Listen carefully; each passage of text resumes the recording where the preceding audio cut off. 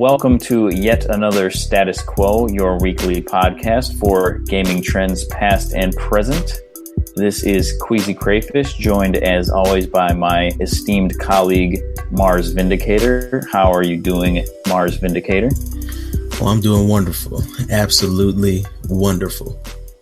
Absolutely wonderful. It's another week, and it's time for some flake news. Flake news, we're kind of focusing on, what the other gaming news outlets are talking about for the week. And I picked out some extra good ones. This is my first time introducing the flake news. So hopefully these will, tickle your fancy, as it were. So first of all, at the time of recording this podcast, it is June 1st. And yes, and that means the new Kanye West album came out today.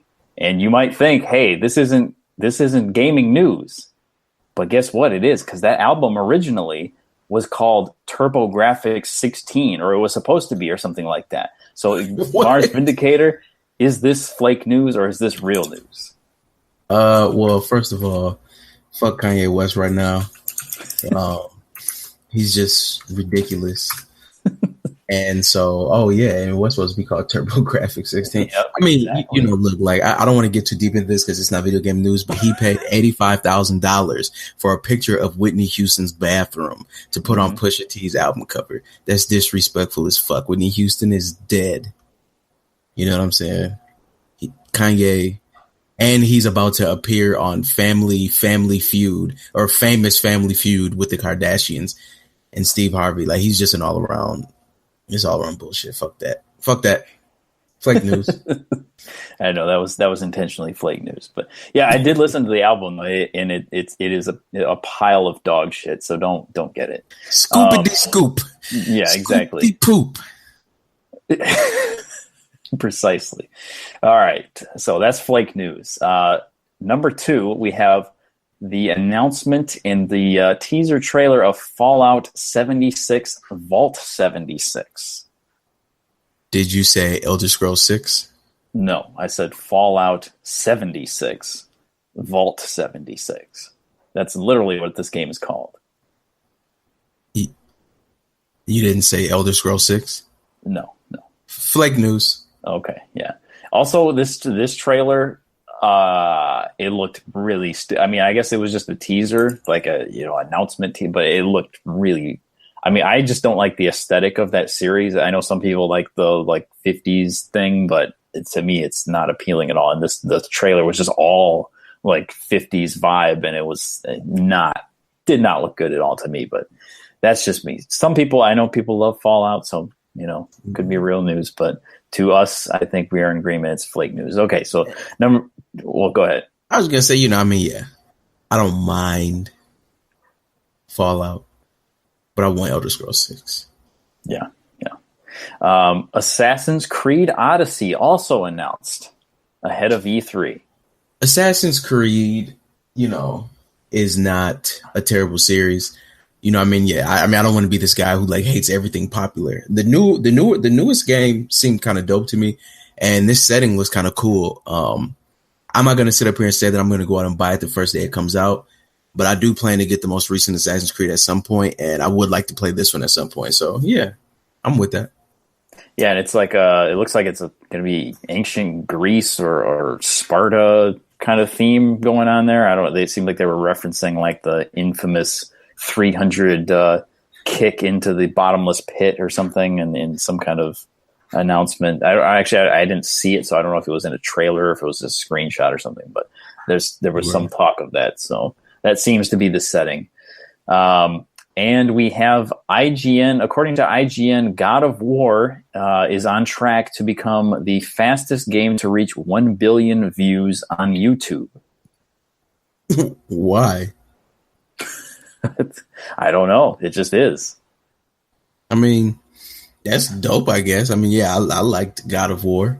I didn't actually play it that much, but I do think it was cool. And it makes me wish I had actually made some YouTube content for God of War. That would have blown up. I don't know. Right, exactly. All right. Next, we have Fortnite is coming to Switch, according to a listing on the Korean Ratings Board website. Oh, and there's free oxygen in Minnesota. It's basically the same. And water is wet. Yes, I know. Right. Okay. Well, and lastly, this one's really going to throw you for a loop. I know. Shadow Dancer is not Shinobi. Shadow Dancer is not Shinobi. Yeah, should we explain this? Yeah, well, basically, earlier this week we were doing a stream at Mars Vindicator's residence, and we were playing old Sega Genesis games on the newly released Sega Genesis Classics, and we were playing Shadow Dancer briefly on there, and this guy comes in the chat and he called Shadow Dancer a Shinobi ripoff. And we explained that, it is Shinobi. And he just said, Shadow Dancer is not Shinobi. And then he left it at that. So, yeah, that was, we were enlightened at that point. Exactly. Like, I didn't know that, like Call of Duty World at War was a ripoff of Modern Warfare. You know what I mean? And then like Black Ops is a ripoff of that. Like, I had no clue. You know what I'm saying? No, I had always thought that, things were in the same series, but truth be told, Shadow Dancer is not Shinobi. So I was glad to figure that out. So we've got 6 items there. I think we're mostly flake news. Yeah, hell yeah. Mostly flake news. Okay. Assassin's Creed sounds dope, but. Okay. All right. Well, let's move on to our topics for today, for this week.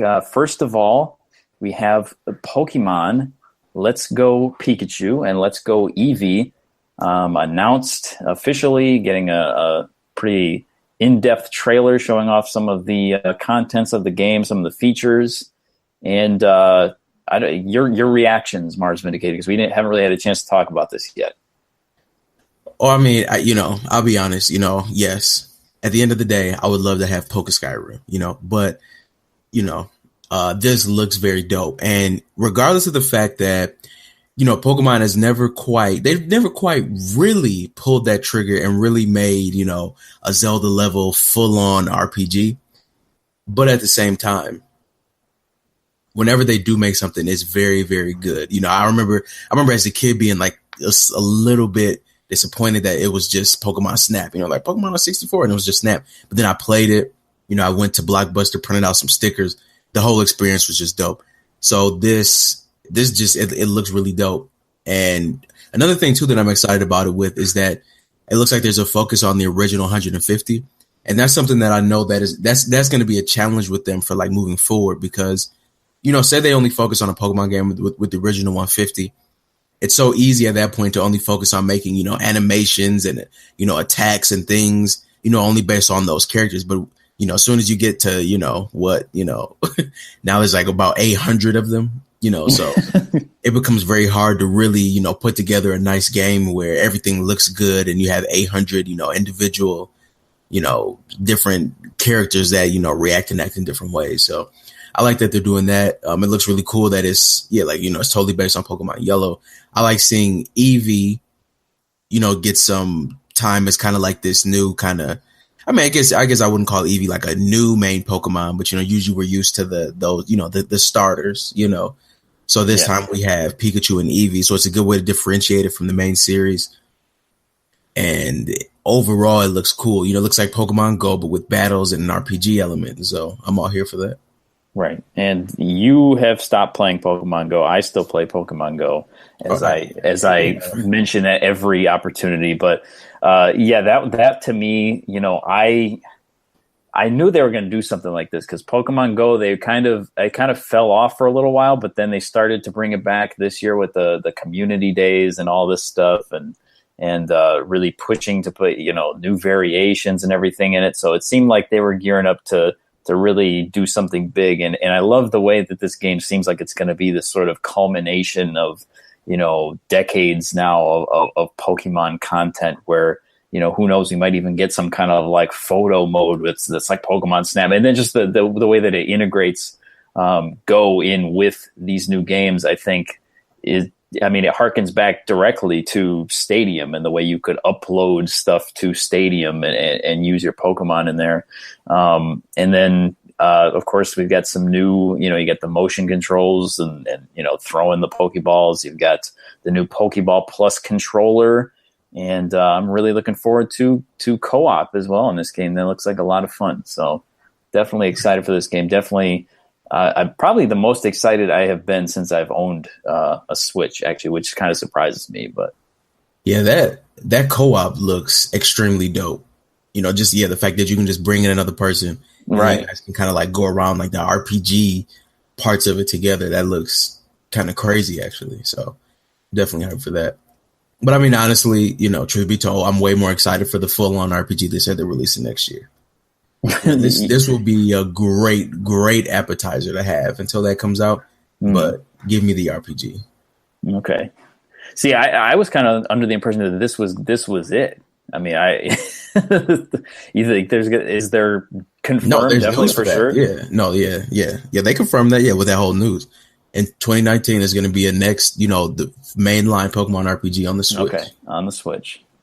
Yeah, I don't know. There's so many little variations and stuff. I mean, if it didn't end up being that and it was just this, I mean, I honestly think I would be content with it. So, I mean, this game is definitely going to be cool. But the battle mechanics and the things that you get in like the full main Pokemon game, I know that they're not going to have in this game. So, I mean, it will be like a cool thing to play. Mm-hmm. But, this would be like the equivalent of, it's kind of like when you get those fighting games and, like they have like really easy combos, so it's kind of like you just kind of are doing it for fun versus the real game is like, Virtua Fighter, Street Fighter, that shit is way deeper than what it was in just Red and Blue. So. Well, that's another interesting angle to look at from this because between you and me, you have played much more extensively the main series Pokemon game. I mean, you've played 1,000% more Pokemon than I have. I only really ever got into Pokemon Red and Blue, and I never played the cards. I never even really watched the show very much. I mean, I liked the original games, and I always liked the characters, the Pokemon and stuff like that. And I play Pokemon Go. I've always kind of, connected with Pokemon as this, it's always been more of a casual thing for me. It's like a something that's easy to access, easy to talk about with other people, especially since Pokemon Go came out. And so, yeah, to me, this game's super exciting from that aspect, but I can see how you coming from the more hardcore, quote unquote, Pokemon angle would be, perhaps not as much so. Right. And I mean, I am excited for it, but yeah, give me that RPG. Yeah, no, I definitely will be checking that out as well. We don't really have much in the way of details though, as far as that one goes, do we? No, and to be completely honest, because of that same thing I brought up with there being 800 Pokemon, I'm like quite certain it'll just be like, I don't think it's going to even look as modern, maybe as the Let's Go games. I honestly think it'll probably be Pokemon Stars, which they've been kind of saying will come out. So how you have like red, blue, yellow, yeah, sun, moon, stars is kind of what I think it'll be. So we'll see. All right. Well, anything else to say about the new Pokemon games? Not much other than the fact that, even though I said that this is not Pokemon Skyrim, this is definitely more than we've ever gotten. So, for a long time, me and Zilla, we've always talked about, trump cards, full on Pokemon RPG, Final Fantasy VII remake. These were things that companies were just holding, holding for the day when they need them. And whatever is going on in the gaming world makes it seem like everybody has to pull these shits out. So, it's cool, but I don't know what I want now, because all my childhood dreams are coming true. Well, they'll think of something. Yeah. All right. Well, our next topic is the Yakuza series. Yakuza, of course, developed and published by Sega. And news just recently coming out that Yakuza 3, 4, and 5 are going to be released on the PlayStation 4 in 2019. I believe at the moment it's just Japan only, however, but that would seem always like that with those games. Right. Yeah. It just the idea that they're making that move would seem to indicate that, and with the growing popularity of the series in the West, I could definitely see these games coming, 3, 4, and 5 coming to PS4 in North America and Europe as well. So, thoughts on the Yakuza series and how it's doing? I mean, that's definitely cool. It's weird to think that this series has already been around for like over 10 years and it's like kind of just now really gaining traction. And, a lot of that I think is because of the era in which it came out in. Because I remember going to GameStop and the guy just being, "Oh yeah, it's like Pokemon." It's like Grand Theft Auto, but set in Tokyo. And it's funny because when you play it, it's actually nothing like Grand Theft Auto. It's definitely a totally different, very Japanese type of game. It's way a million times more Shenmue than it is Grand Theft Auto. So, they just did a really bad job marketing it. It just came out at a ridiculous time. And it was crazy because, when those games first came out, Yakuza 1 had a full translation, subtitles, voices, everything. And then Yakuza 2 had that. And then they started to kind of go downhill to the point that where Yakuza 5 did not even get a physical release in America. So it's dope, that we're now getting all of the mainline entries in the series. So I'm definitely, we already had them before, but, now they're going to be, re-released on the PlayStation 4, this is part of a bigger trend too, of just HD releasing games on the PS4. I'm sure that there's plenty of people out here whose entire PS4 library is just PS2 and PS3 games, and I would not be surprised at all about that, so that's a whole nother topic in itself. But it's definitely dope to see those games come out. I would actually be interested in seeing some of the side games come out, most notably the two like games that take place in the past. So there, one of them was an early PS3 game, one was a PS4 launch title, and you get to kind of play Yakuza in like a more traditional Japanese samurai setting, and then as well as the Fist of the North Star Yakuza game. So I would like to see those come here too. Yeah, I definitely agree with what you're saying about the marketing, because I've only really played Kiwami, which is a remake of the original Yakuza, but they are, I guess they're giving the Kiwami treatment to 2 now as well. And I don't know if 3 has also been confirmed. I feel like someone told me that. I don't know if that's true or not, but essentially, like whenever I would see these games in media or hear people talking about them, that was always the thing, was always Grand Theft Auto in Japan or whatever. But definitely playing it, like I had no idea that there was so much of that weird kind of goofy Japanese humor in these games, and that they didn't, they look really serious and stuff from the outside, and they look like these, big crime games, but they're just kind of, there was so much heart and so much personality to Kiwami when I actually played it that I really wasn't expecting that. And so that's something that hopefully gets to be pushed more in the future. I'm really excited that these games are starting to take off. I'm actually hearing people talk about these games and getting excited for, like when 6 came out, talking about, 6 comes out next week, I can't wait to get it, and it's like I had never heard anyone like barely mention Yakuza up to that point. So it's pretty neat to see that. And also, Shenmue as well. Now we're seeing Shenmue 3 coming out, or, since these games have this kind of connection with Sega and kind of their personalities and everything. And so one thing about this whole trend, with a lot of these Japanese games, kind of Japanese games and even just smaller Western games, just gaining more hype now, I think is really cool, because for a while we got really bogged down, by the Western shooter, the Western RPG. And that was all that we saw a lot of, the big action game. And so it's just cool to see a lot of these games get a lot of recognition in general, and seeing people, talk about them, and, people wanting to play different experiences again. It reminds me a lot of the great PS2 era. It's just wild to me though that they're going to put 3, 4, and 5 all on the PS4. It's really cool, but it also just seems like kind of crazy. Why so? They're just entire it's just like they're just taking the entire series and just putting it on a like separately on a whole new platform. It's just like if they just like release Streets of Rage 1, 2, and 3 on the Saturn on separate discs. Like it's because it seems like cool when you really think about it, but then when you do really think about it, it's kind of wild. You know what I'm saying? Yeah, they definitely followed a really weird path to get to this point. It's almost like this series was just so many like trial runs and like, oh, we'll put out one in the States and then we won't even, give physical release of this one. And then, we'll remake this one. And it's just, they followed a really strange business model with this series, but they seem to be content with going all in at this point. Yeah, it seems like they are because it didn't happen here, but even in Japan, because 1 and 2 were PS2 games and 3, 4, 5 were PS3 games. So in order to bring the entire series to the PS3, they had put Yakuza 1 and 2. They made those HD and put them on the PS3 in Japan.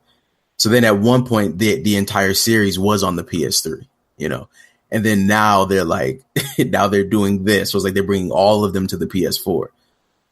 So that trend in itself is just kind of weird. It's like, are we going to be seeing this for the rest of, gaming? Like, is every series just going to be put on every platform from here on out? Yeah, that is kind of worrying to me. Like, I don't know. I feel like the previous generation kind of, I mean, this is kind of a sub issue, but I feel like the previous generation is being treated almost as if it was like illegitimate in some ways, or most definitely. Yeah, like the technology wasn't right for what we wanted to do, and so now we're gonna make these games the way they should have been made. We're gonna remake them, add new textures, add new content in some cases, re-release them, sometimes full price. It's really I hope that doesn't continue into... they're even re-releasing HD remakes of games that already got HD remade. Like, I was sitting here the other day, like, I downloaded the demo for Zone of the Enders 2, and I'm like, oh shit, it's in HD. This is dope, PS4. And I was like, oh, I have this on the PS3. That's crazy to me. Like, Okami HD, like, you're putting it out again. You know what I'm saying? And let's not even talk about how Nintendo is just erasing the Wii U's entire existence. That technically wasn't last generation, but they always have those weird overlaps. So it's crazy. But I mean, overall, it's dope to see the Yakuza series get this much attention. And another thing that makes it even cooler is the fact that Yakuza 3 and 4 is somewhat hard to get, but especially Yakuza 3 is pretty hard to get. And then, as we already mentioned, 5 didn't even get a physical release. So it'll be cool to just be able to, just get these games and not have to worry about anything. Finally, our last topic for today, reviews. Review scores. Reviews. Do they matter? Do they not matter? No. They don't matter. It's just no. All right. Well, thanks for listening to Status Quo. Right. That's it. Wrap it up. Yeah, but seriously, I know we had kind of had this discussion when talking about doing Hyper Evo reviews. Was does anyone really care? What we may or may not have to say about a game, or what score we may give it. I always feel like. I mean, obviously with reviews, they're subjective. Obviously, people can think whatever they want. People can have whatever kind of opinions they want. I'm not going to be mad if someone hates my favorite game, or if I hate someone else's favorite game, so be it. Because so one thing you said there, yes, reviews are supposed to be subjective, right? But what happens is they kind of, I think, they kind of come across and they kind of stop seeming that way after a while, and then games do get this hard number score put on them, and then that's just what it is, and I think it works, it works in both ways. There's games that I love that are 10s and you won't hear me saying anything, but there's games that I love that are 5s and I just want to tell people to kiss my ass. I can't remember what game it was. I'm gonna have to look it up and find it, but there was some game that I searched for. It was like a Genesis game or something. and it had a Wii U, it had a Wii re-release. Well, actually, this happened with what's that game called on the Genesis Collection that we both like? Oh, Light Crusader. Yeah. I was going to bring that up actually. Yeah, like that's one of them. I feel like I've seen this with something else. But so what happens is, some game may get re-released or may get whatever, and then there's a review for that version of it or whatever. And so then when you search on Google for that game, that score comes up. So when you search Light Crusader on Google, you're going to see 6.5 out of 10. And that I feel like that kind of takes some of the subjectivity out of it, because that's that's a very clear scale that we all know. And it's a very understandable scale, and that's a very understandable score. 6.5. Basically, it means it's pretty mediocre. But when you play the game and you really take into context of what was going on at the time, like that game, if you ask me, is damn near a 10 out of 10. These scores, they sit there and they just really start to shift people's opinion. It kind of reminds me a lot of how people talk about tier lists. Like, you make this tier list, and then you say character A is on the top and character, Z or whatever is on the bottom. And at times tier lists do change. Don't get me wrong, but sometimes what starts to happen from that is that since character A is top tier, the more people play him, and then they just become even better, because people figure them out more. And so that's just an aspect I just really don't like about games and reviews and things like that. Not to mention that even with the current era of games, with games coming out with no content. A 6 at launch does not mean anything. A game could easily be a 9, a year later. So, yeah, you mentioned tier lists, and I think that's very true.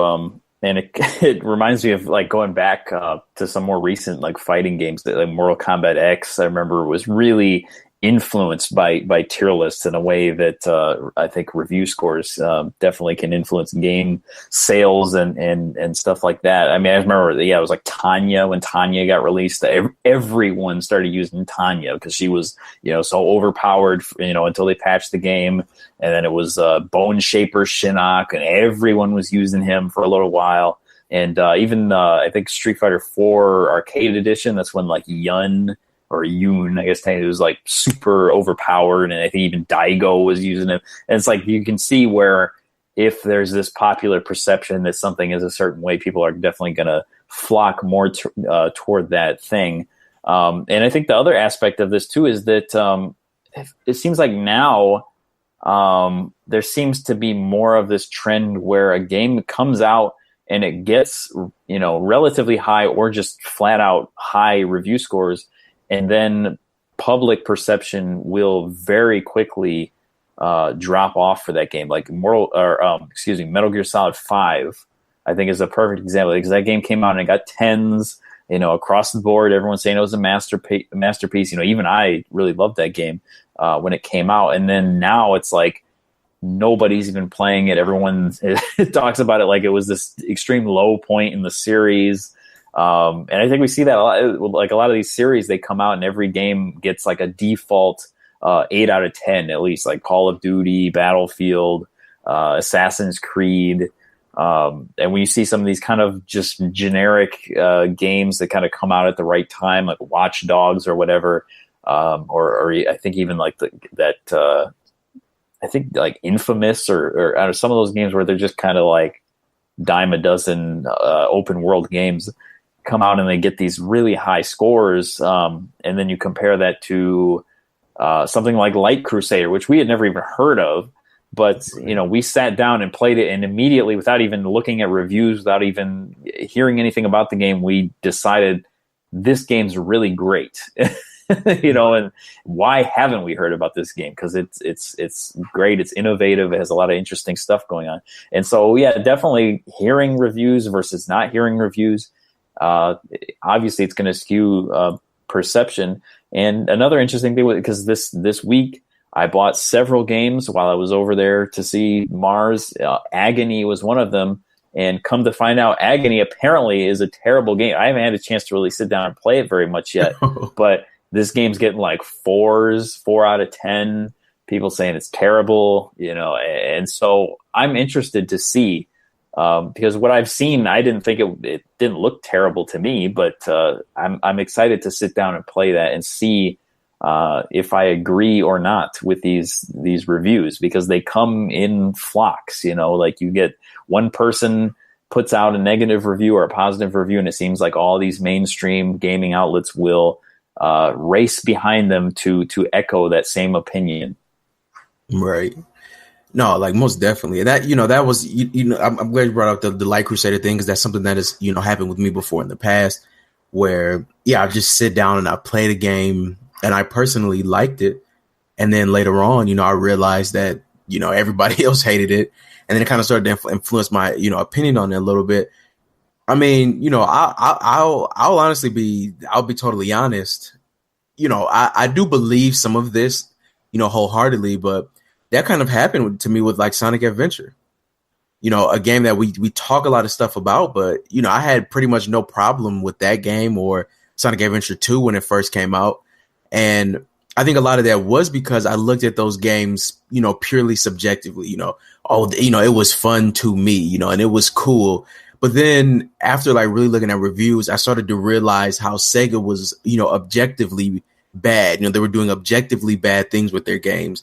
And then you compare those to things like Mario, which, for example, I had no childhood connection with Mario, really. He wasn't like my favorite series or whatever, like Sonic was. So even if Mario Sunshine or 64 was better, I still wanted to play the Sonic games. But then, looking at them from a review standpoint, you start to see how like some things in those games are objectively bad. And then you kind of start to look at games purely objectively, and then it just kind of takes the fun out of it.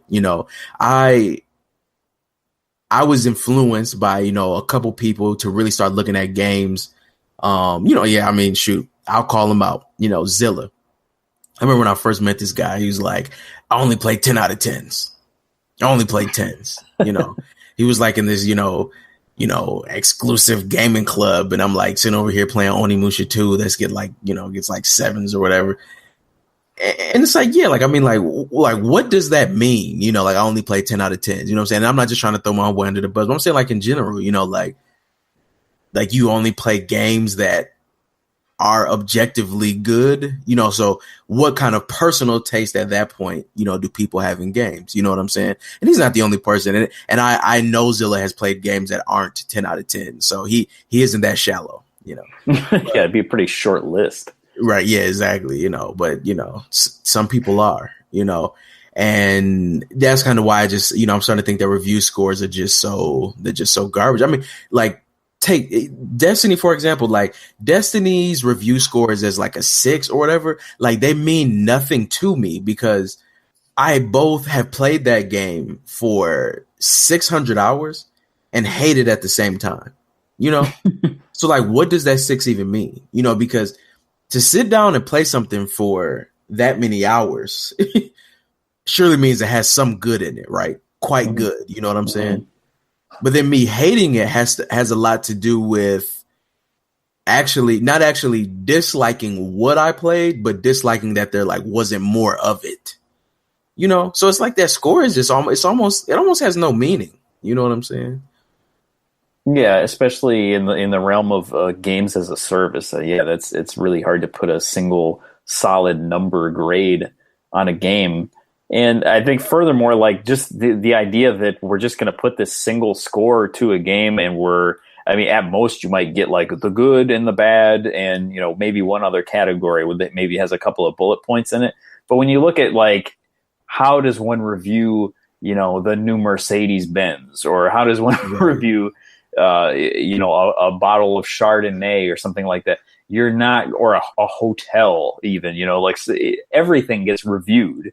And most things get reviewed in a much broader criteria. You get a much deeper breakdown of the good points, the bad points, the history behind something, previous models of that car or whatever it might be, features, updates, whatever it is. And with games, it's like you get such a limited criteria, and there's this race to be the first to put out your review. And I think there's like that kind of exclusivity thing as well. Like, oh, we got the early review copy. These people don't get and so a lot of it, I think, is definitely posturing, and it's I think cozying up to publishers and or developers, and I mean, because we know that's how these people get this access to these games. It's not they're not going to give early access to people that are constantly trashing their games. If you're at a company like Electronic Arts or something like that. So yeah, I think a lot of it is kind of, especially in today's day and age. Maybe back in the day you didn't have this so much because gaming media was so much smaller. But I think now definitely there's a lot more that goes into it than just we played the game and this is our score. All right, and yeah, exactly. There's definite there's a whole lot of cozying up to developers and publishers that goes on. With those reviews, and that's another reason why I'm just not there for them. For example, God of War. Even before that came out, there was just tens across the board, and I told people, hey, look, I'm not, I don't care. You know what I'm saying? I'm going to buy this game, and I'm going to see how it is. I'm interested in buying this game because I think it looks cool, and because I really liked Sony's trends of the way that they were doing things.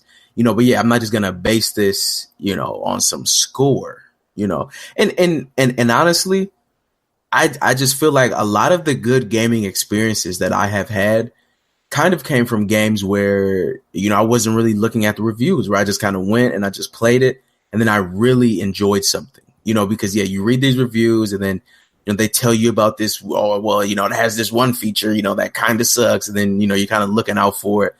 But I feel like, a lot of times when you just play the game, it just turns out to be good. And look here, people, I am in no way saying that some games aren't, in some kind of way objectively better than others, because they are. And yes, I mean, the review systems exist. I think that, they're a thing that is kind of necessary, but the best way to gauge if you're like a game or not is to just play it. That's just always the truth.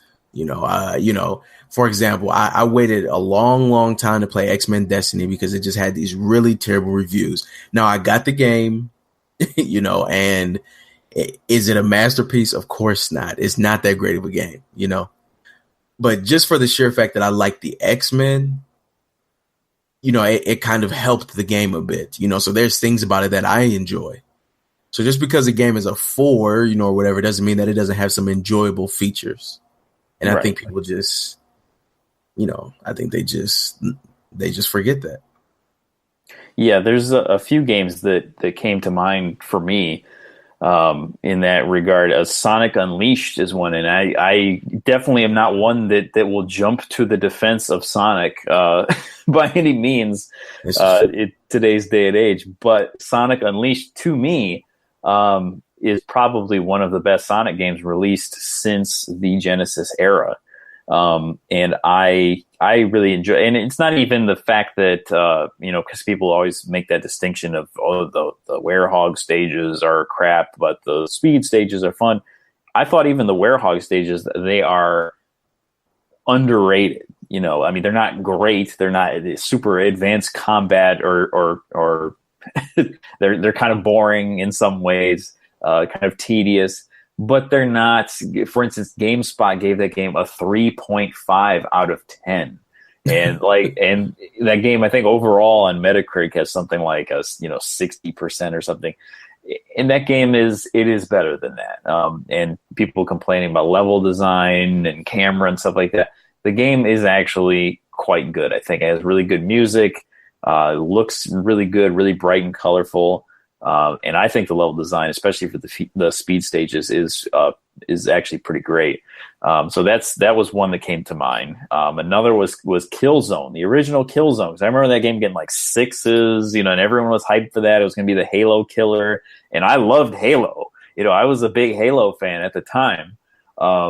But, so for me to play Killzone and for me to being this dumb kid who was probably a fanboy of Halo, to play Killzone and accept that, hey, this is actually a great game and I love the atmosphere in it. And I love, the way it looks and the way it sounds and the way it feels. I think that shows that it was a better game than 6 out of 10 might convey. Right. So, do you have any other like specific examples of games that got overrated or underrated? Man, I honestly, two games I will say, which I think again speaks to what reviews are and how they work and how there's inconsistencies in them.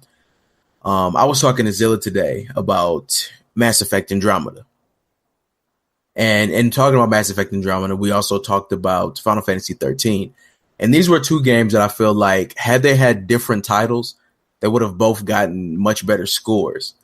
And so, I think sometimes what happens is that you compare a game to other games in the genre. Sometimes you compare a game to games in general, and then sometimes reviews compare games to that series.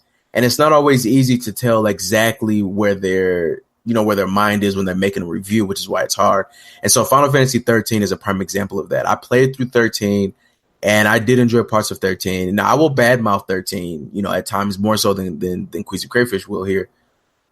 But I know that is because I'm comparing it to other Final Fantasy games and how it's not like those games, right? But objectively, as a game, it is a good game. It's put together well. The things are great. What you have is this JRPG with a different formula than Final Fantasy. So yeah, if it was just called, I don't know, The Adventure of Lightning or some shit like that, it easily would have been an 8 or a 9. You know what I'm saying? And I feel the same way with Mass Effect Andromeda. Now, the facial animations, those were inexcusable. But a lot of the quote unquote, boring parts of this not being like that or that not being like that, it was because we were comparing it to the old Mass Effect games. So that's just another reason to me why, if you've been holding out on playing games like that, you're a fan of some series, then some game comes out where, people dislike it, you should definitely always still go out and play it. Because, for me, I'm not just a fan of Final Fantasy, I'm a fan of JRPGs. For Mass Effect, I'm not just a fan of Mass Effect, but I'm a fan of anything that has to do with outer space and RPG elements. So both of those games still work very well for me. You know what I'm saying? So yeah, those are actually two really interesting examples. And I definitely agree about Final Fantasy 13 because I'm not really a fan of the Final Fantasy series. I haven't really played very many of them. So for me, going in cold to that game, I really enjoyed it. I have maintained that I enjoyed it, and that game has seen such a roller coaster of public perception because it came out because I have the review scores in front of me. It came out to mostly pretty positive reviews. I mean, I see a lot of 9s, 8s, 8.9, 7.9, A-, stuff like that, with the 5 out of 10 from Edge. But other than that, I mean, they're 5 out of 10. Right. Yeah, but other than that, they're all pretty high. And yet I feel like fans initially did not, Final Fantasy fans did not like the game, and probably still don't to this day. They may appreciate some things about it more now, but I think also review outlets, if you were to ask people at, let me just find a really high one here, Game Informer, 9.25 out of 10. If you were to ask the people involved with putting that review out now how they felt about Final Fantasy 13, just in some round table discussion or something like that, chances are they're going to say, oh yeah, 13, it had, it was kind of crappy. It wasn't the Final Fantasy game. I feel like the perception just shifts so much over time. You get this big wave when it comes out of let's give it a 9 out of 10. And then, the way fans and readers interact with the reviewers can change everyone's perception over time. In Mass Effect Andromeda, you get it looks like that game got kind of average reviews to begin with. So I guess that was just kind of a disappointment across the board. I feel like for a lot of people. Yeah, and I'm not saying that Andromeda is better than any of the other Mass Effect titles. It definitely is not. But it is. I feel like a lot of people just wrote it off totally as if it's just this trash game that's not worth playing. But I mean, it's still a good and fun game. It's just not as good as Mass Effect 2 or 3 or 1. And honestly too, one funny thing with 13, a lot of people, you look, I would love for you guys to, send me a message and say, hey, fuck you, you're wrong. I want you to die. I would love for you to say that. Seriously, if you're a real Final Fantasy fan, go back and play some old Final Fantasy games. They're not as open as we remember them being. And so I think what happened there too was that what you had was, you had 1 through 10, right? And so at the time, they seemed like the most open games, right? Because I mean, JRPGs in general just felt like open games because most games, what were you playing? We were playing fighting games and platformers. You know what I'm saying? So right. Any game where you could like walk into a house just automatically felt like, oh my God, I can do whatever I want. Mm-hmm. So then, and honestly, Final Fantasy had that. It never really is truly that open. All the way up until, if you ask me, all the way up until 12. 12 was this first one that really took on this MMO vibe and really put you in these like really truly open environments, pretty early on in the game, and where you really felt like you were kind of like just going around places. And then 13 came out. And so, but you have to look at the fact that like between, 10 and then 13, you had the whole, the whole beginning of the whole every game is open world thing, So when people got a Final Fantasy game, they were expecting, a ridiculously huge and open place, and we just didn't get that. And yes, there are a lot of things missing. There are actually no towns, which was a mainstay in Final Fantasy games, so I get that. But if you really actually go back, because I went back and played 9, which is my favorite after all of this, and yeah, those games stay on rails for quite a while, They just kind of trick you because they like throw you in towns every now and then, but you are constricted for a lot of those games, so actually I feel like the game wasn't really even that bad as the reviews made it out to be.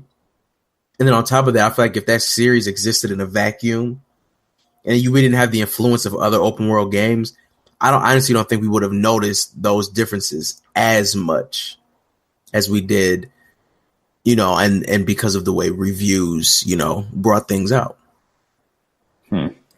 And I do have one more thing to say about reviews that I totally just popped into my head. GameSpot.com. I've disliked them for this for a very, very long time. You go to GameSpot.com and you type Tekken 3. They gave this game a 9.9. I remember you being outraged at the time. Exactly. This has been outrage for years. And their reasoning for the minus 0.1 was that Tekken Force mode wasn't as good as it could have been. So a mode that wasn't even in most fighting games. Exactly. Yeah, like ladies and gentlemen, I get it. Some of you listen to this may have been born when this game came out. So when you go see a fight, you're expecting a lot of content. I get that. At this point in time, fighting games you turn on a fighting game and you fight motherfuckers. That's it. There was no other things, You'd be lucky to get a practice mode. You'd be lucky to get team battle. You'd be lucky to get time attack, survival, which Tekken had all of those. Tekken 3 also had full endings for everybody in a theater mode where you could put the discs of Tekken 1, 2, and 3, of Tekken 1 and 2 in the PlayStation and then watch those movies if you hadn't unlocked them in those games. You know what I'm saying? Which I don't even know if you could unlock them in those games. This ain't been the only time you could just flat out just watch them when you want it. This is before YouTube, everybody. So yeah, we didn't have any other way of watching these. Full of content. And then on top of all that, they developed an entire beat 'em up side mode for the game called Tekken Force Mode. And because that piece of extra content wasn't as good as Final Fight 3 or Streets of Rage 2, they give the game a 9.9. First of all, what the hell is a 9.9? Yeah, that's that's a good point. Yeah, I don't like. I feel like you have to do. I don't even like half scores, honestly, because it's silly. It's like oh, it's not an 8; it's an 8.5. Like, and so to put it to 9.9 is it's even I mean, more ridiculous. listen to this. Like, look, I'm gonna read off a bit of this review. The gameplay is identical to the arcade, which, ladies and gentlemen, like that's what made a fighting game good back then. Because that's it. The gameplay is identical to the arcade. Every move, combo, and character has been transferred over, and a couple of new characters have been added in as well. Next paragraph. That's part of one paragraph. Next paragraph. Tekken 3 presents itself incredibly well. The sound effects are terrific, and the music is nothing short of amazing. From a graphical standpoint, Tekken 3 can't be beat. While the polygon count may have been slightly reduced and the backgrounds made 2D, still looks absolutely incredible. It is definitely the high watermark for graphics on the PlayStation. So we're talking about maybe one of the best games graphically on the console, right? Mm-hmm. Not much stands between Tekken 3 and a perfect 10 score. If the PlayStation exclusive characters were better and Force Mode a bit more enthralling, it could have come closer to a perfect score. It could not have come closer. So what you're saying is it's a 9.9. You don't get. Do they have a 9.99 distinction as well? Allegedly. I mean, so what y'all saying is that basically, if they didn't put PlayStation exclusive characters and they didn't put Force Mode in the game, it would have been a 10 out of 10. Because that's what it sounds like to me. Basically.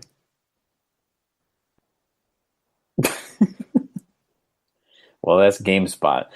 This was also I believe it was the same outlet that refused to give Grand Theft Auto 5 a 10 because it was misogynist. And we won't get into a whole discussion of that, but I mean, everyone knows Grand Theft Auto is like this is not new, exactly. And so the idea that you would put someone, in that review position who is going to be sensitive to that issue. I mean, it's one thing to point it out, but to fault the game for that, I feel like is kind of, that's just not the right way to go about it. I mean, that would be like, I don't even know. Look, it would literally be like me, like as a as a black man, I'm a history teacher, right? And I'm just like, well, everybody, the first 70% of presidents were just complete shit because they were all racist and they had slaves. You know what I'm saying? Like, we know this. You know what I'm saying? Like, I'm not gonna excuse the racism or whatever, but it's like that's just kind of what happened. Exactly. So as terrible as it was, that's kind of what happened.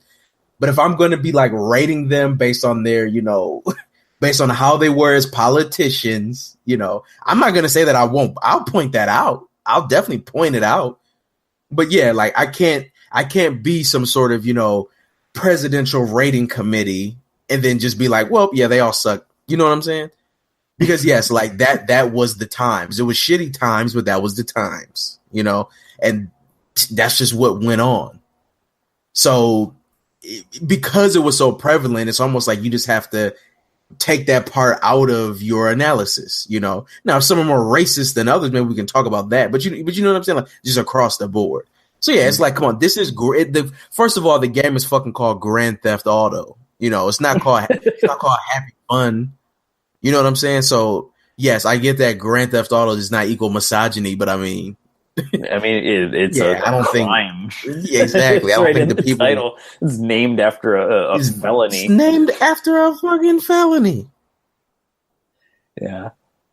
I mean, what, you're expecting these car thieves and gangsters and drug dealers and you know what I'm saying? Yeah, I'm mafia sure motherfuckers. They should be more socially sensitive. Oh, of course. Well, I'll sell coke, but I'll never disrespect a woman.